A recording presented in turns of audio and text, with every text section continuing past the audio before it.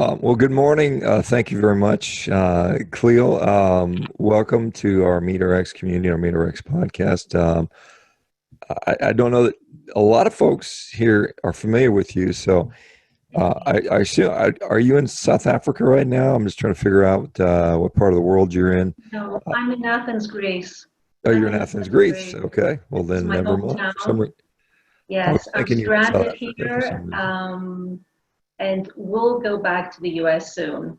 I'm Okay, working at the US at the moment. I see.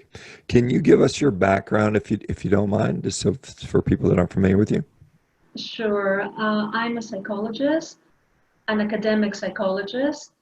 I currently work as a lecturer and researcher at the University of California, Merced. Um, my research focuses on health-related behaviors and risk-taking behaviors. So I'm interested in finding out the reasons, the motivations, and the factors that shape people's health or risk-taking behaviors. I have worked around the world in several universities and applied health institutions. And at the moment, I'm in the US. And I'm Greek. I'm Greek. Okay, that makes sense. Um, so just with that in mind, and I want to get to this because I know you recently, I guess, is it published or about to be published, a study looking at this population of people that choose to eat basically a carnivorous or a zero carb diet. I was, thank you for sending me the preprint on that. So I was fascinated to read that. I remember when you asked about it, I think a year ago, and I said, "Well, here's some people that you might be able to get some people for you."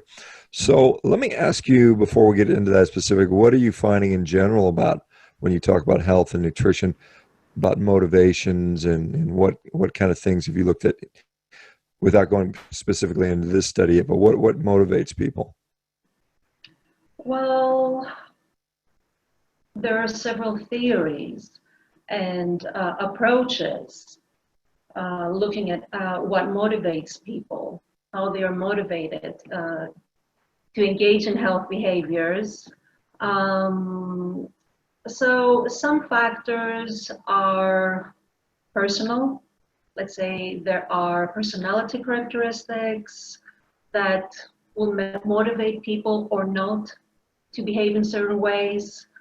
There are situational factors, immediate situational factors like influences from their family, their friends, their neighborhoods. There are wider societal factors. We also call them structural factors, how politics influence behavior, how medical systems influence health behavior. So it's not just one thing, but it's a combination of a lot of things that actually are internalized in the person, and sometimes the individual doesn't even realize that they're influenced by all these factors to behave in certain ways, to make certain decisions, including health-related decisions.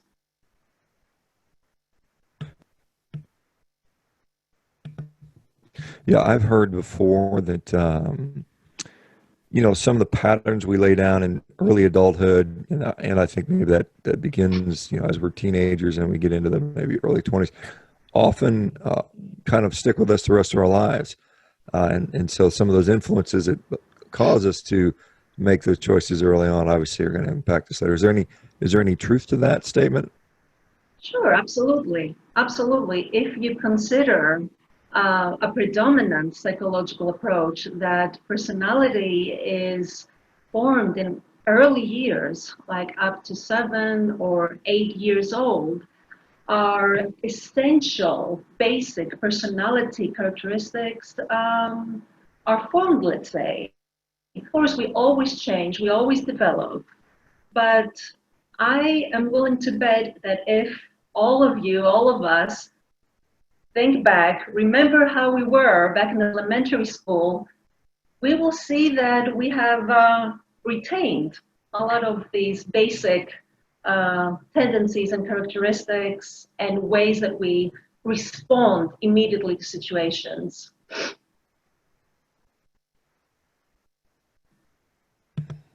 It's interesting that you talk about back to 7, 8 years old. I've got a 7-year-old right now in the house, and so how much how much are we dependent upon our parents' influence for say when we're 40 years old? Are we still making decisions based on what our parents taught us as a 7-year-old?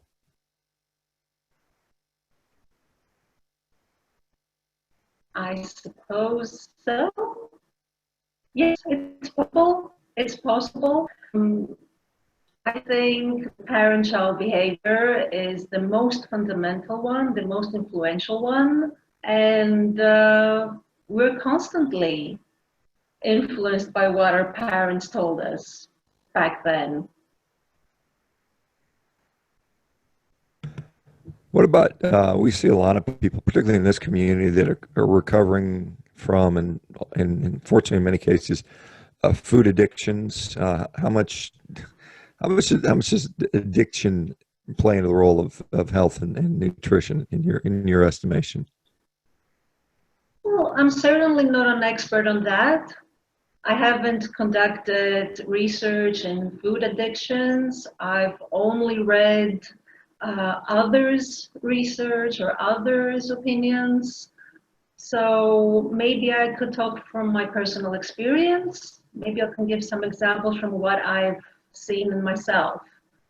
I wouldn't like to generalize to the whole population and what research or experts suggest. Okay, well, let's maybe we'll start with this study you've done on this Yeah. carnivore population. What prompted you to take that on? How did it go? What things did you discover? What things maybe were surprising to you? What's the status on publication, so on and so forth? Okay, so the manuscript is now submitted for publication. It is in the peer review process, so it is not published. It is a preprint, and the final version is likely to be different. I mean, I read the article about an hour ago, and I even spotted some typos, I have to say. So it is submitted for publication very recently, just about 3 weeks ago or 4 weeks ago. Now, what prompted me, well, my experiences.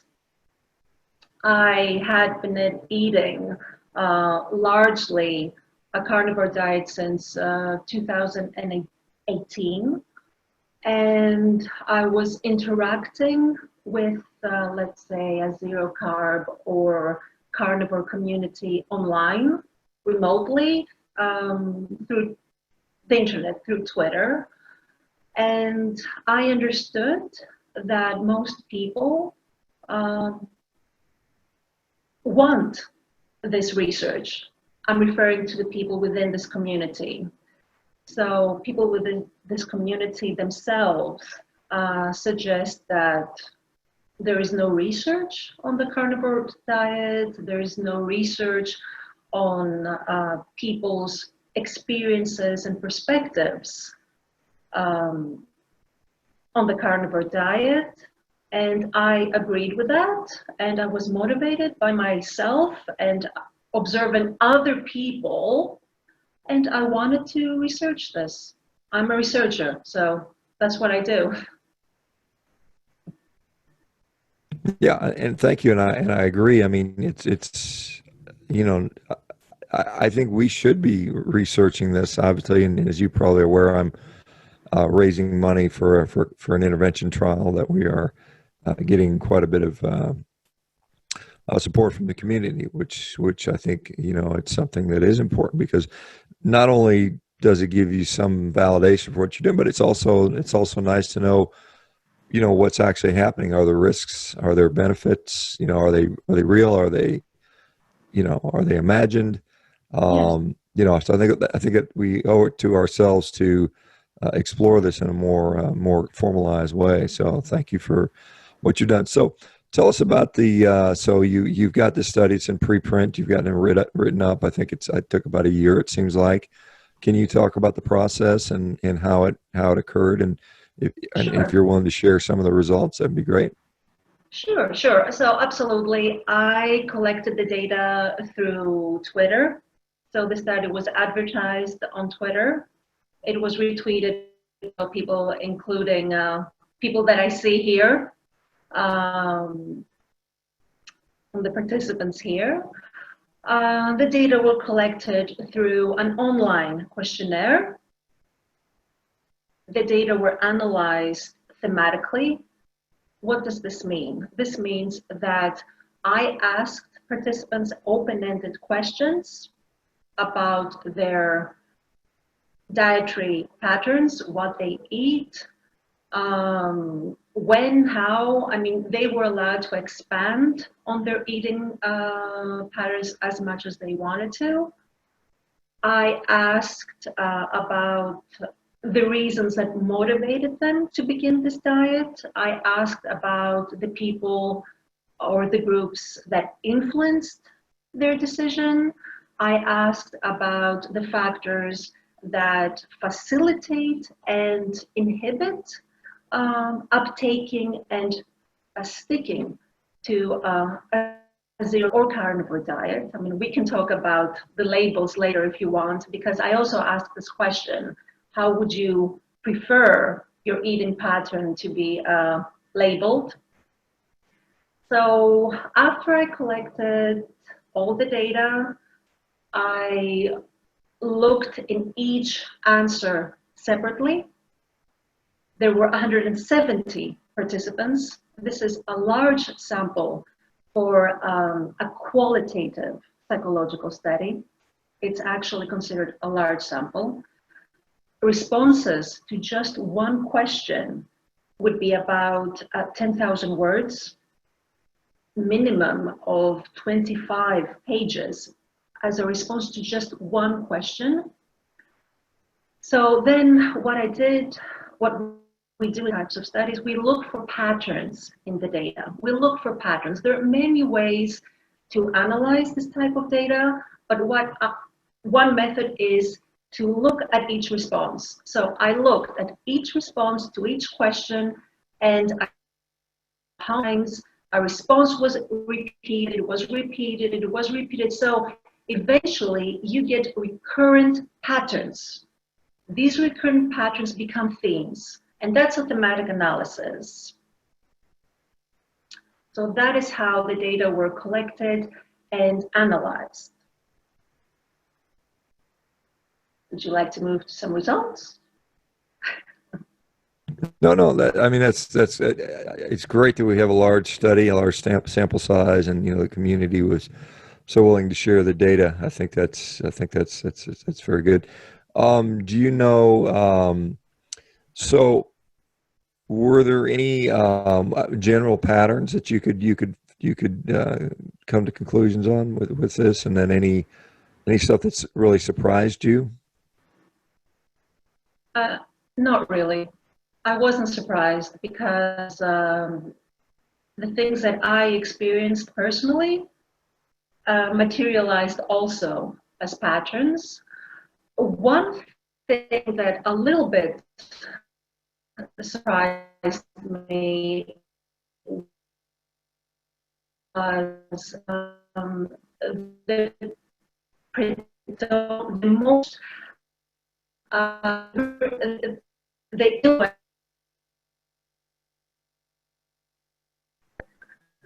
So actually that was not the case. So you were the most frequently reported influence. So I'm not sure if you saw your name in the reported you as the major influence advocate of the diet. The second most frequently reported influence was Amber O'Hearn, and the third was Kelly Hogan. So contrary to what people might think, that meat is associated with masculinity, with men preferring and eating meat mostly, this is not what I saw in the days, did not materialize. Another thing that did not surprise me exactly, but really interested me, and I would like to look into the emergence of an identity, of a carnivore identity, if you will. I describe this study as zero carb, and we can discuss why I use this label if you want. But there is an emergence of a group identity. There is a lot of research conducted in identities based on food choices. And there is so much research on vegetarians and vegans group identities, a large body of research. By contrast, there is nothing on people, or maybe a couple of studies on people low carb and keto diets, their identities as groups, and of course nothing in our community. And I would like to look into that more. Yeah. I guess what I see, and again, maybe it's because I'm a male, but like when I see the people that sort of follow me on social media, and when I've conducted surveys on this diet, it has skewed a little bit more to males. I mean, as far as not a lot. I mean, it's probably 60, close to 60% males. It's not just a huge dichotomy, but it may be that the people that chose to answer your survey, again, I don't know what the breakdown was, if it was 50-50, or I mean, you would Well, there were expect. more men in the survey. There were more Okay. men. There were more men. Yeah. So So this is that's important. It means that even men are influenced by women carnivores, let's say. I thought that was great. yeah. No, it's I think, but in my view, it's just as equally effective for women as it is men, and I think it's important that women uh, understand this, and some that want to do that, because most people, well, some people realize that women tend to make the household nutritional decisions for their children and their family, and even the males in the family. So it's a very, they are probably, if we look at who's making the decisions on what people eat in the household, it's mostly the women. So I think that's an important thing to people to remember. Um, with this, well, I don't know if you want to comment on that, but with the study, so what were the motivators for people to choose this type of diet, because it's not the usual diet, obviously? Yes. Well, largely health related, overwhelmingly health related. So people typically experience some type of health issue,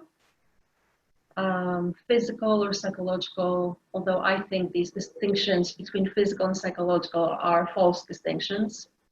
So typically there is a health issue, and people are typically already in a lower carb eating pattern or a ketogenic eating pattern, and they have experienced benefits through switching from a standard American pattern, let's say, a standard American diet, to a lower carb, and progressively through experimentation, they keep reducing carbs, and they end up, and the more carbs they reduce, the greater benefits they think, they feel, they perceive to achieve. So overwhelmingly, this diet is motivated by a health issue and experienced benefits, health benefits from the diet. And this is the reason why people stick with it and continue with it.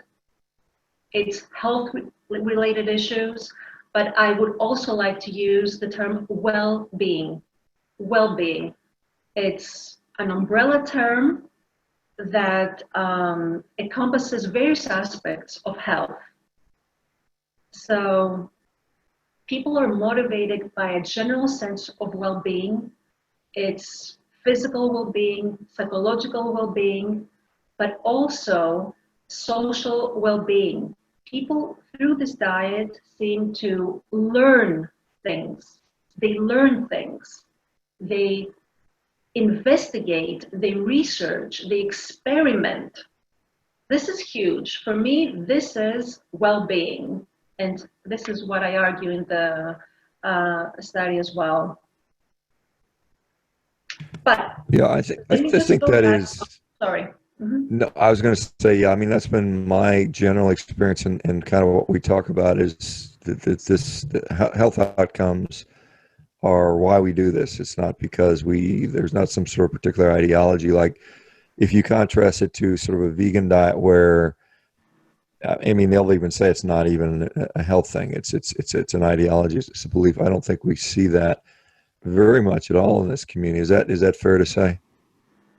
Well, this is something that I would like to look into further. So I think that we do have some ideologies. We do have um, some ideals and values in our community. Let's say that we value meat, the nutritional aspect of meat. We value that. I think that this is part of our beliefs. Just to give you a quick example, we value research, self-experimentation, exploration, reading. This is part of our community. All this shapes us, I believe, and unites us. Yeah, I guess those are fair statements. Yeah, I mean, we certainly value that, and we, I guess uniquely are probably aware of where our food comes from, uh, more so than the average person, and I guess you could say there are some shared values. I guess what I was saying is I think that. I think our main focus is, well, I think we put human health above other considerations, at the end of the day. So I think that's a, I guess you can call that an ideology. You can be Yes, dogmatic about it being is an healthy. ideology. And So sorry, I don't want to interrupt you. I'm sorry. You mentioned something about personality characteristics and motivation. What strongly comes out from the data, strongly comes out from carnivore people, is that they are very independent, intrinsically motivated, and are not easily swayed by what other people tell them. So I think this is something that unites the community as well. Intrinsic motivation. So, for example, my participants would consistently give examples of obstacles to the diet. Obstacles. So we should also go to the obstacles, discuss the obstacles at some point. Nevertheless, these obstacles, these external factors, were not strong enough to dissuade people. People were intrinsically motivated.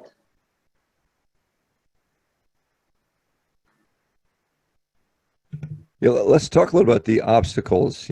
I've done a survey of 12,000 of us, and I got some interesting things. And one of the obstacles was support, whether it came from family or physicians. What Absolutely. obstacles did you find are things that people, found as challenges? But again, you said they don't really dissuade them; it just makes it more challenging. What are the major obstacles? I too found those obstacles. Um, a big obstacle was the lack of support from healthcare professionals. Um, as you can imagine, doctors, conventionally trained doctors, nutritionists, psychologists, anyone really, um, does not support the diet. This is what people think. It's the truth. So there is no support from health experts. There may be limited support from family, although family appeared as a big source of support. So it went both ways. Family would be, let's say, some sort of an obstacle to the diet or a source of support. Let's consider some situational obstacles or structural obstacles. People cannot easily find the foods that they want. In supermarkets, perhaps not so much in supermarkets, but let's say when people travel, they go to hotels, they go to the airport, they go to restaurants. What they want is not always available. Say meat may be available, but it's going to be a very small portion. So people will have to pay much more for a small portion. So access to foods, the foods that they wanted, participants wanted, was an obstacle that was overcome, however. High cost of some meats was an obstacle that was overcome. Social stigma was an obstacle. So most participants will describe having experienced social stigma, social exclusion due to the diet.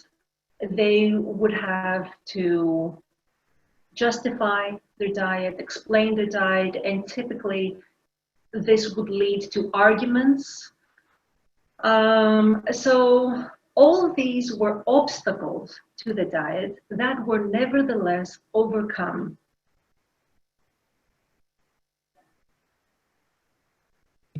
Did you have any more? I mean, we talked about males and females. Was there any more demographic or socioeconomic things you stratified by, or is there a way to sort of say this person is more likely to do the diet? What are the factors that are going to encompass this group? Can you sort of narrow that down, or? Yes. Considering socioeconomic factors. So most participants, about half of participants were US participants. So US folks were mostly represented in the study. The second most represented group came from the UK. And participants were all around the world from 25 countries, if I recall, 25 countries, but most were from the US.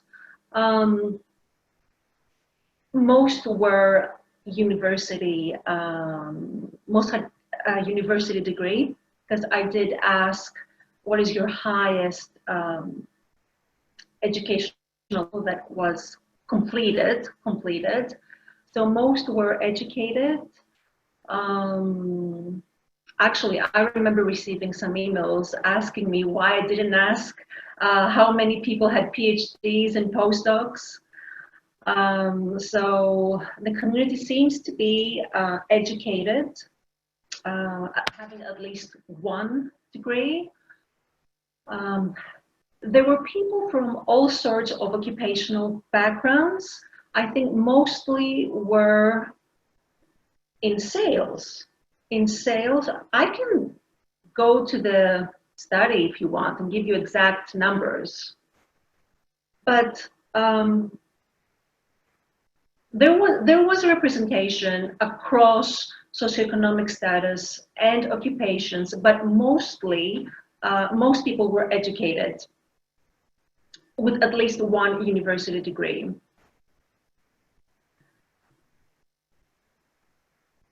Yeah, I'm just wondering, one of we've got health outcomes. So you start to introduce, when you start to look at these educated populations, some people say there's a healthy user bias there, because you've got educated people, you've got people that are already motivated to be healthy. Yeah. uh, you know, probably less smokers and that type of stuff. But I mean, again, at the same point, we see that in all the nutritional research, you know, kind of type of things. And so the healthier the overall behaviors. And so it goes to maybe point out that if you are healthy, you can be a meat eater and still have healthy outcomes. What were you able to? I mean, I guess you have these people, and did you ask them about their plans for the future, and do they plan on staying on the diet, or how did that work out?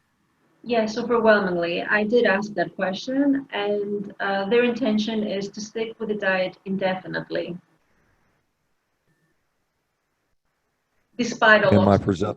present, yeah, you know, and I guess going into the diet, people go into the diet with the expectation of improved well-being or health outcomes. I think well-being, I like that term. Is that what continues to motivate them? The fact that they've achieved those sort of goals, or or is there some other motivation? Yes, yes, yes. The motivations were uh, a general sense of well-being. So physical, psychological, personal growth and development. Part of well-being I consider the formation of relationships. So people were definitely motivated by these online families, let's say, carnivore communities, zero carb communities. This is a motivation, and it is part of well-being, the development of relationships, fulfilling relationships, satisfying relationships. Um, and I would say that the diet matched people who had a lot of independence, who have independence, who are either independent as personalities, okay? They have that outlook, as I said, they're independent, independent thinkers, intrinsically motivated, but also people, a lot of people mentioned that, for example, I'm a widow or a widower, so I control my environment. I'm independent in that respect. I don't have to cook for other people. I live alone. I have my own kitchen. I'm independent. I can cook and eat like this.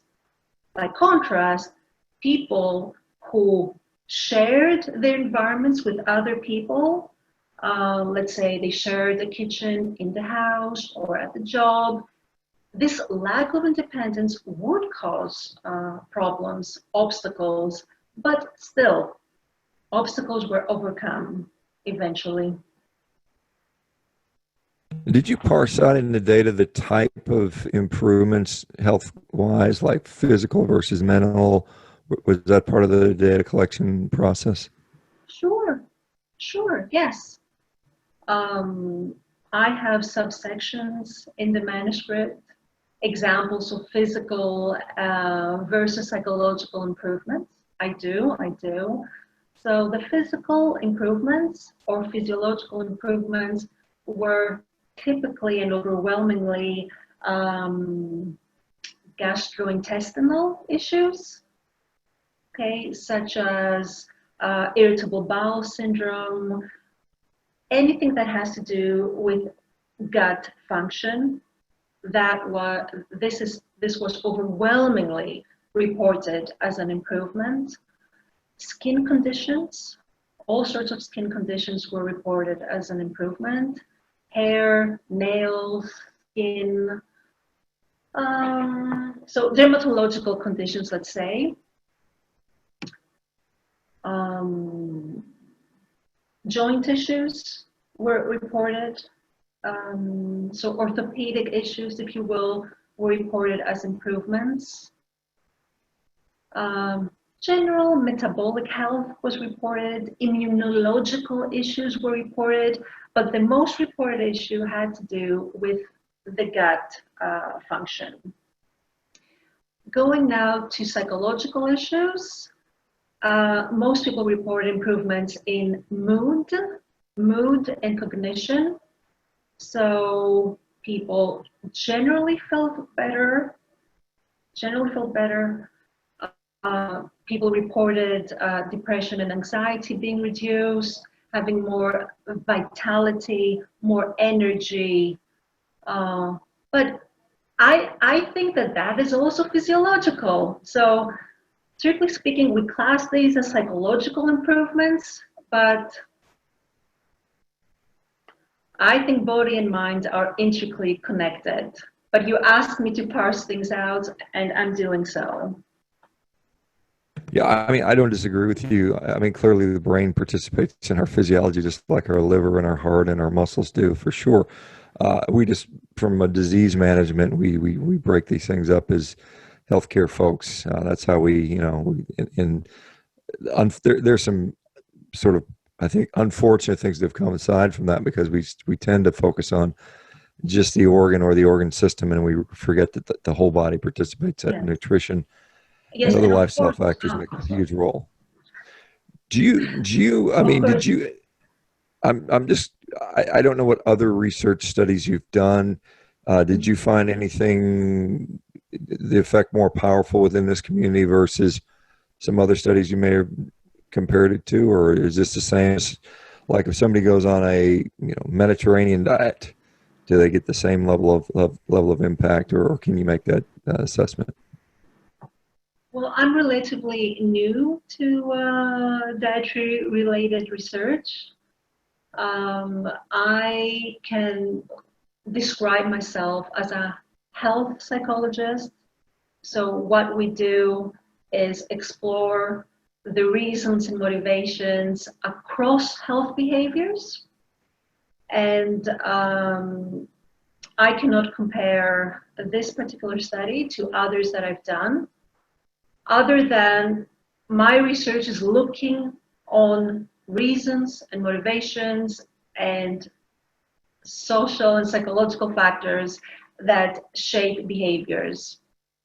Have also designed two more studies on fasting, intermittent fasting, and low carb among type 2 diabetics. These two studies have been approved. We have already started collecting data, so I don't have results from those two studies yet. Was there any difficulty, given the stigma of red meat and the belief that fiber, fruits, and vegetables are essential for health? Any issues with IRB for getting this thing done? Did they kind of ask you questions about that, or was it no problem at all?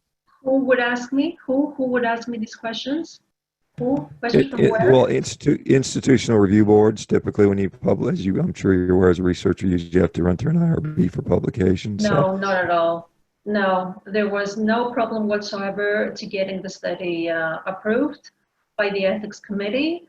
But let us see how things will turn out in the publication process. Let's see Yeah, I mean, what sort of bias and prejudices we face there. But getting a study approved, no, this is research. This is research. If the study is designed, it has a strong design, it has an appropriate methodology, you can do any study you want. No one is going to stop you from conducting a research. And so this is not funded. I did this on my own time, my own personal investment.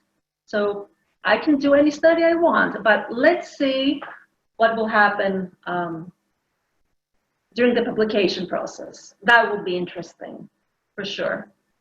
have you submitted for publication yet? And I guess how many journals do you submit to at one time, and are you expecting some pushback?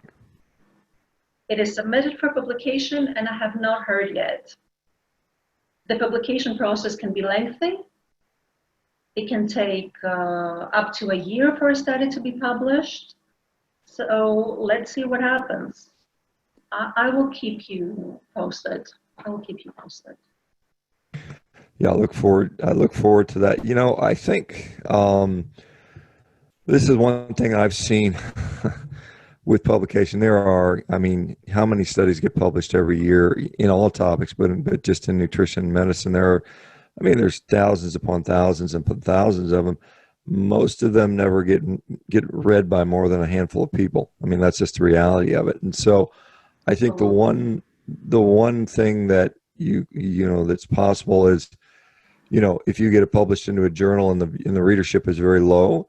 The other thing is with social media, you can get that study out there, you know, independent of a journal, you know, and I think that might be also something to consider.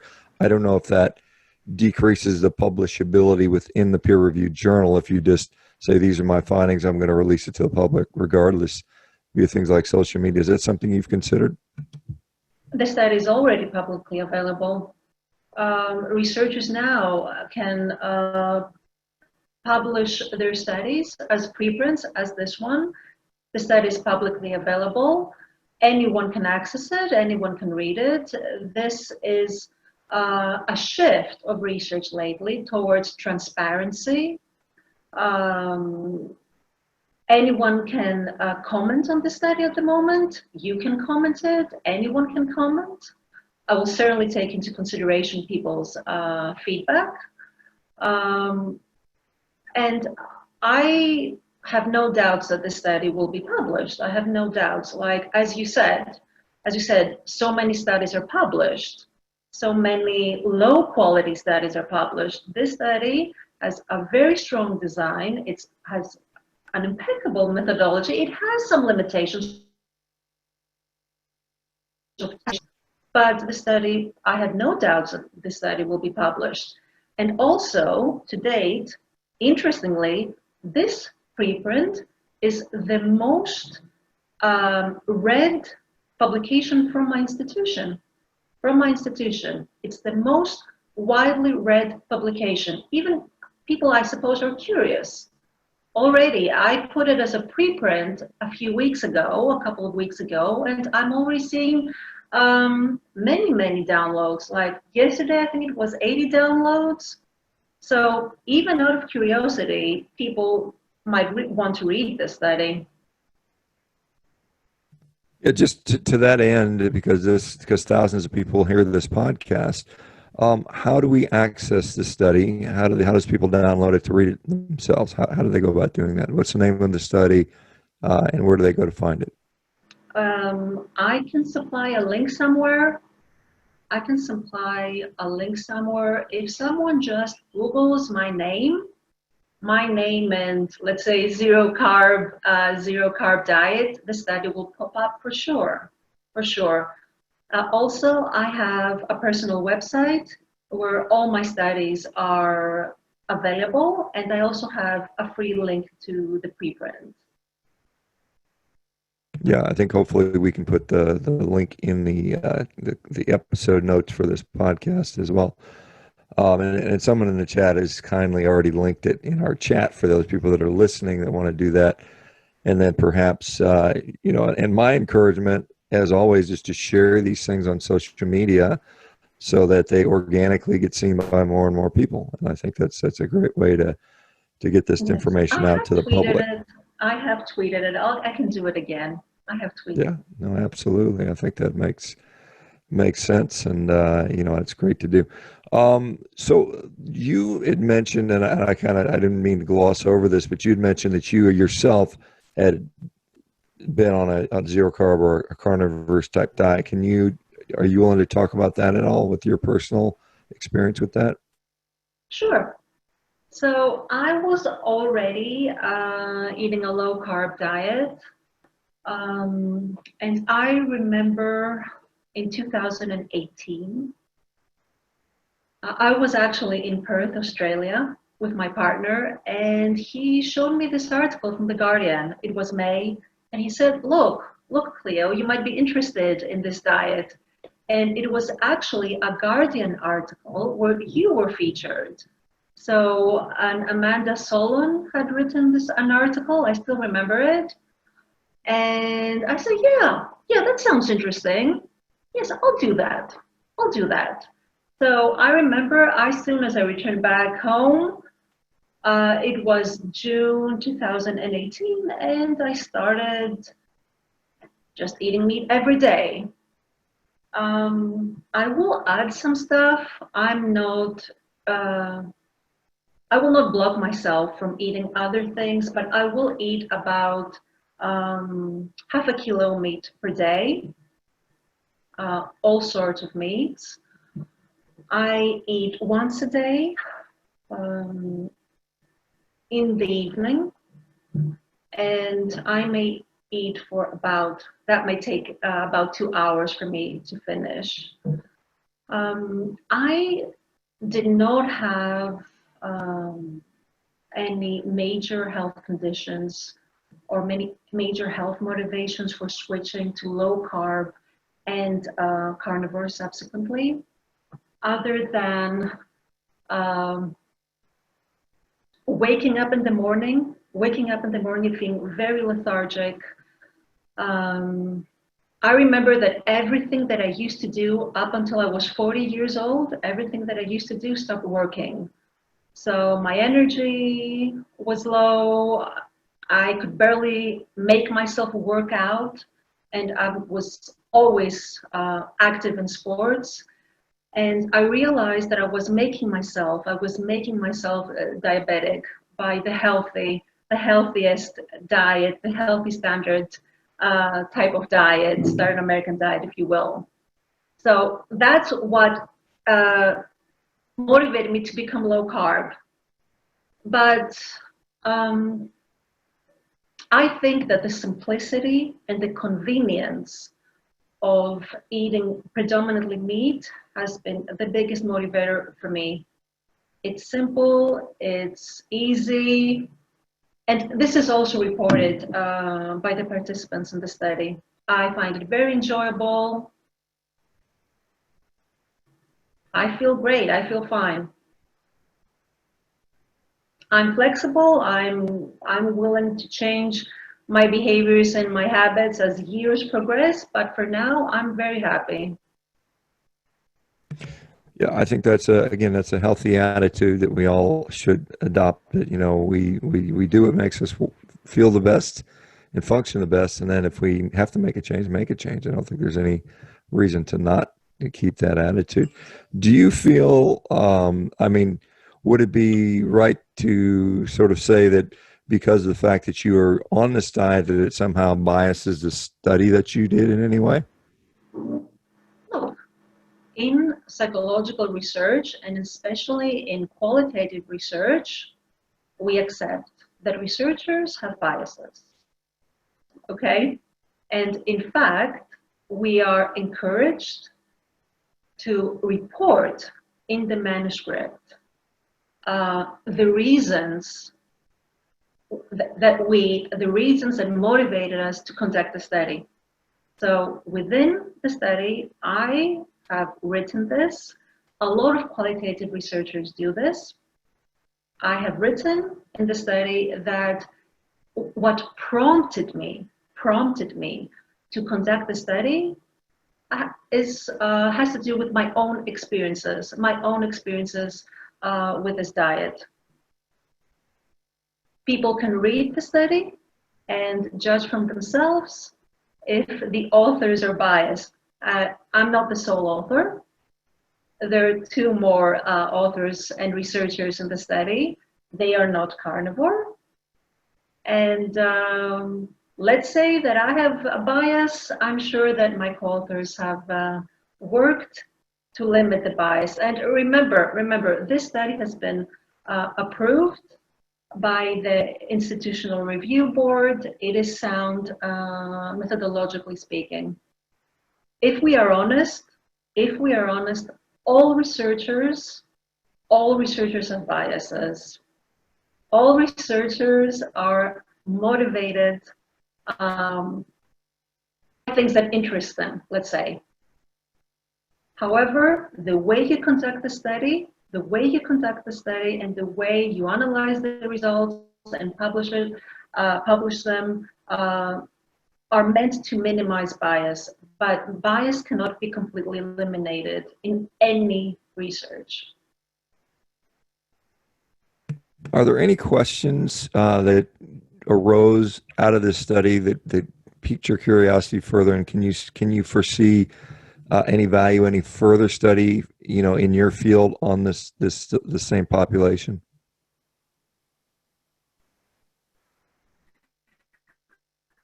Are you referring if I'm interested or?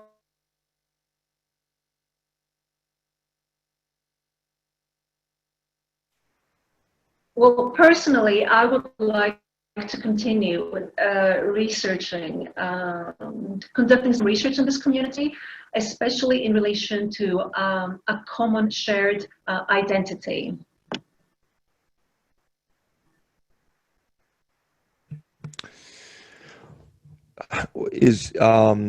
Are the people that you surveyed, the initial 170 or so, is it something you could do like a follow on, because I can't remember the length of time that the folks, was there an inclusion criteria of how long they'd been on the diet? Was it 6 months? I can't remember if you Yes, mentioned that. Is yes, there thoughts to do a 1 year follow on or see if they're still motivated? Is that something you could do? yes. The inclusion criterion was that people would be on the diet for at least a minimum of 6 months.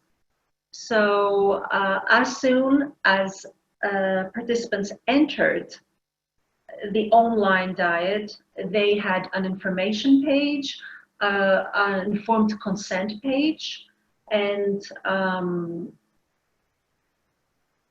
a description of the diet was offered. A tentative description of the diet, what I could find from online websites of what zero carb eaters typically eat.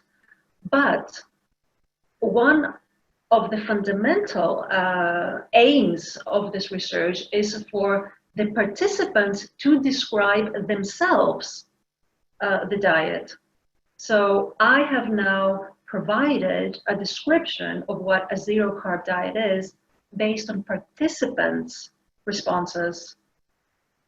So a large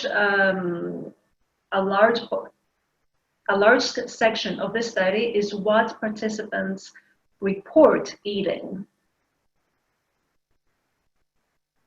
So zero carb is a bit of a misnomer because people are eating some carbs, even if they describe themselves as being zero carb eaters or carnivores.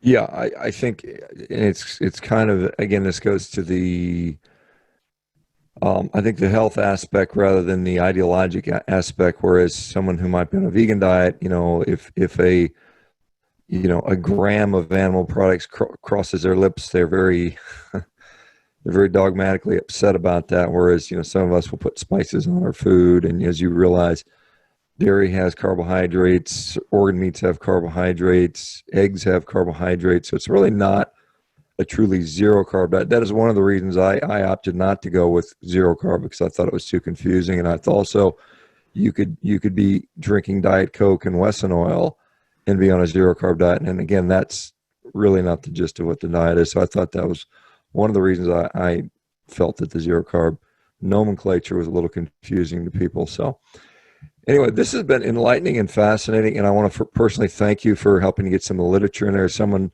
also who is trying to get studies done on this phenomenon, this community, for the greater good. I applaud your efforts for getting the study done and at least written up. Let's hope you get it published. If not, and I'm sure it'll get published, but regardless, I hope that everyone will go download the study, read it, and then share it widely, because this is, again, this is some of the science that is coming out there, and I have no doubt more science will be coming. Cleo, where can people find you if they want to learn more about you, follow you on social media, obviously get your study, so on and so forth? Okay, so I am on Twitter. You can just write my name. I know it's a bit of a long Greek surname, but if you type my name on Twitter, you will find me. I also have a personal website, and people will find the study through those platforms. And thank you very much for the invitation. I really enjoyed this chat. I look forward to seeing you and all of you online in our community, in our online family. And thank you. And you're welcome here at our MeterX community anytime. We are growing by leaps and bounds. And like I said, it's very exciting to have this sort of format. Anyway, thank you so much. Thanks everybody for attending. We will see you guys back tomorrow. If not, have a great weekend. Okay. Take care, Thank you. everybody. Thanks. Bye, Bye-bye. everybody. Bye. Thank you.